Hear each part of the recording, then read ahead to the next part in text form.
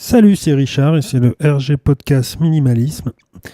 Et aujourd'hui, c'est l'épisode 42 et on va parler, pour changer un peu, de minimalisme. Quand tu t'intéresses, au minimalisme, tu te rends compte de son apport. Tu te rends compte vraiment quand tu le pratiques. Mais là, je parle de minimalisme, mais ça pourrait être pour plein d'autres choses, quoi, dans le sens où faut vraiment que tu sois faut vraiment que tu sois en pleine conscience, que tu l'incorpores vraiment dans ta vie, pour que vraiment tu aies l'impression que ça fait partie de ton quotidien. Moi, j'aurais beau l'expliquer pendant 2000 épisodes, même si c'est quelque chose qui m'intéresse beaucoup et où il y a énormément de choses à véhiculer. Tant qu'on n'est pas, tant qu'on n'est pas conscient des bienfaits de ce que ça peut nous apporter. Les écoutes, c'est bien, mais la pratique, l'utilisation, c'est quand même le mieux, quoi. Quand tu prends le... Moi, je fais une parallèle un peu sur... t'as dû peut-être déjà arrêter un abonnement. Un abonnement qui était... tu t'en servais rarement, voire jamais. Et puis, tu t'es dit, bon, bah là, ouais, effectivement, là, je suis en train de payer quelque chose qui me sert à pas grand-chose. Et puis tu t'es aperçu que finalement, oui, avec cet argent-là, tu aurais pu faire autre chose. Et puis effectivement, ça devient normal, on va dire. Puis t'as des façons de faire, dans le sens où tu as des façons de manger, par exemple. Tu as des drogues. Enfin, moi, j'appelle ça une drogue. C'est vraiment très, très subtil. Mais par exemple, quand tu manges du sucre, le sucre appelle le sucre, quoi. Donc tu es toujours en train de manger, et puis un jour tu te dis non mais là ça va pas, parce que je sais pas, t'as des tests qui sont pas bons, ou tu te dis ouais effectivement je mange mal et j'aimerais avoir une alimentation plus équilibrée. Mais on oublie rarement de ce qu'on a fait, c'est-à-dire que on souhaite faire un changement, on souhaite se dire bon bah maintenant j'arrête le sucre. Mais on prend jamais le temps, pas forcément de faire un deuil ou de dire au revoir, mais de lister comme ça ce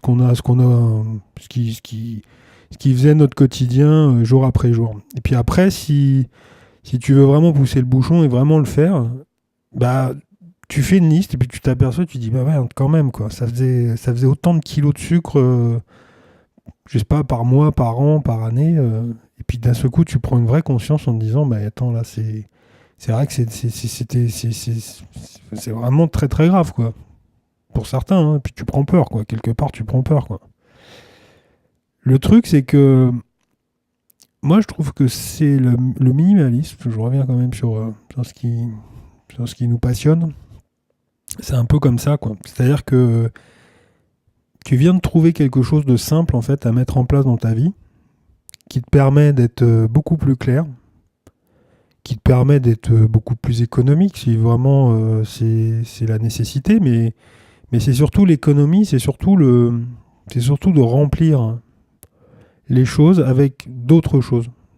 C'est-à-dire que plutôt que de dire, voilà, moi je continue à vivre comme ça, et puis on verra, et puis on essaiera de calmer le jeu, parce qu'une fois que j'aurai ça, une fois que j'aurai ci, j'aurai plus besoin forcément de racheter. Parce que là, on parle d'objet, par exemple. Enfin, là, dans mon idée, c'est un objet que j'ai envie que j'ai dans la tête, quoi. Mais quand tu commences à te poser ces questions-là, quand tu commences à te dire, bon, bah voilà, on va peut-être essayer de faire autrement, euh, c'est pas encore une idée bien ancrée. C'est pas encore, c'est un peu, tu vois, comme là, mes épisodes un peu décousus en continuité, c'est un peu farfelu, quoi. Tout n'est pas encore très clair, en fait.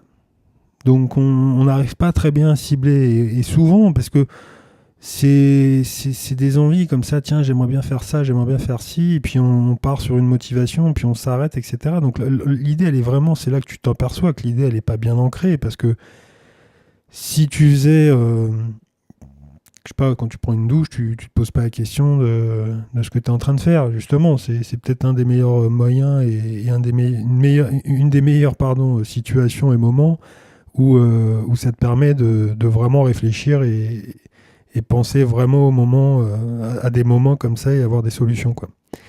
Mais sur ce que je voulais dire de l'idée bien ancrée, c'est que d'un seul coup, si tu commences à le faire régulièrement, si tu commences à te dire, bah ouais, effectivement, c'est quelque chose que je peux mettre en place et assez simplement, euh, faut que ça devienne banal.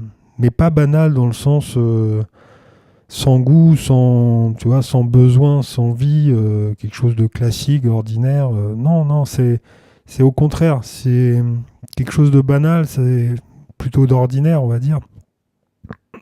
Mais avec une orientation sur tes choix, une meilleure prise de décision et des émotions, je pense, qui sont beaucoup plus affûtées. Et du coup, tu es sur la recherche de la culture, de savoir ce qu'il faut faire, comment il faut le faire, etc. Mais tu découvres vachement mieux tes émotions et ton instinct te dit que, parce que le cerveau est aussi fonctionne comme ça, l'instinct, de se dire que voilà, c'est beaucoup plus clair pour lui et bah maintenant il va te donner un coup de main 10 fois plus,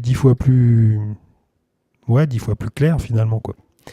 Donc il y a tout à y gagner et c'est pour ça que je pense que les personnes dont j'en fais partie qui décident de prendre cette orientation-là sont pas, vivent pas reculés avec le minimum sur soi, etc. Ça dépend des circonstances et de ce que tu es en train de faire au moment donné, mais au contraire, ils peuvent s'adapter à tout moment, quoi. À tout moment, ça leur évite d'avoir un esprit complètement pollué par en fait quelque chose qui nous correspond pas parce que nous, on n'a pas demandé à avoir tout ça. Quelque part, on l'a pas voulu. C'est simplement qu'on t'a mis une autre idée, qu'on te l'a ancrée comme ça et qu'on t'a dit voilà, c'est comme ça que ça fonctionne. Alors que finalement, quand tu retires pas mal de choses, t'as pas besoin de grand chose, quoi. T'as pas besoin de grand chose pour vivre, pour avancer et puis pour surtout te sentir beaucoup plus libre.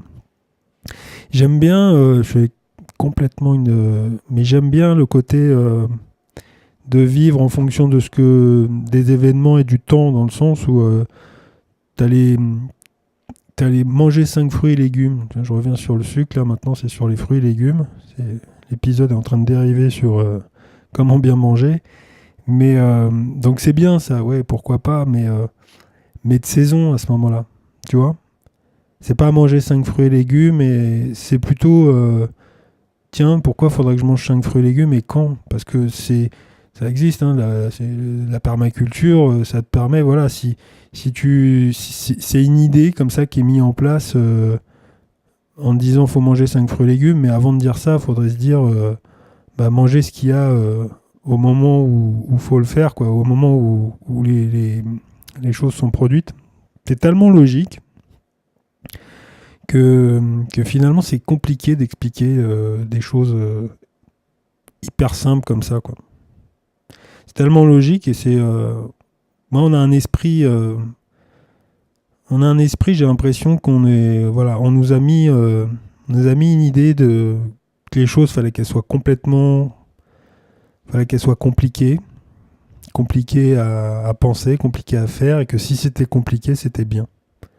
Si le travail était dur, c'est que c'était mérité, c'est que voilà, t'étais pleinement accompli, alors que je sais pas, moi, mais pas mal d'éléments de la vie, quoi, c'est des choses assez simples, je suis pas un pro nature, mais voilà, quand tu vois les effets de mode et te dire que chaque saison, voilà, il y a un changement de critères et qui fait que faut tout refaire, alors que tu regardes autour de toi, les choses elles sont très simples, très naturelles et elles reviennent toujours, et c'est toujours la même chose, et elles sont toujours aussi bien, aussi belles à regarder, quoi. Donc les choses simples, quelque part, on nous les a bannies, quoi, de nos idées, et on trouve plus d'intérêt à la complication. Donc le minimalisme, pour moi, ça m'aide à ça. Ça aide à être dans une situation qui est beaucoup plus simple pour mon petit esprit et mon petit cerveau. Et puis ça permet de... Je vais pas dire de faire le pied de nez aux techniques très bateaux là, de vente, hein, qui finalement nous ont créé du besoin simplement. Mais minimaliser, voilà, ça devrait être un objectif de base. C'est pas forcément une nécessité pour certains, mais quand tu y réfléchis comme ça, quand tu décides, comme là je parlais du sucre, d'arrêter de manger du sucre pour diverses raisons, ce qui est bien, c'est de faire le bilan et de se dire, ouais, tiens, effectivement, là, sur le coup, j'avais pas vu le truc comme ça parce que je m'étais pas arrêté 5 minutes pour faire le bilan, quoi, quelque part.